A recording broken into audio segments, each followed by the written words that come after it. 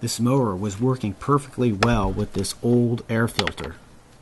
In fact, we probably could keep this air filter and the mower would still probably run fairly well. But of course, a car is not a lawnmower, and today's vehicles must have their air filters changed regularly if the engine is going to run right.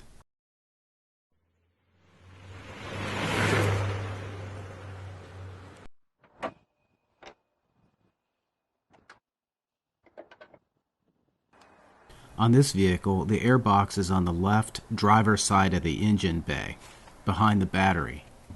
Flip up on the two retaining clips and pull up on the top cover. If you're going to keep your air filter, shake it out and clean it up the best you can. The individual pleats in the paper need to be free of dirt and contaminants for the air filter to work properly. If it's too old and dirty, just replace it with a fresh new one. One side has a sharp corner.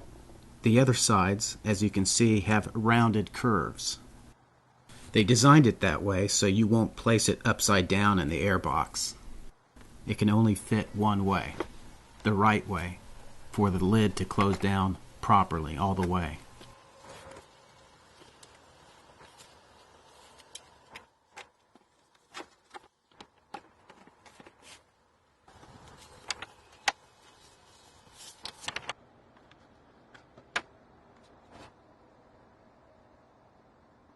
Okay, that's it.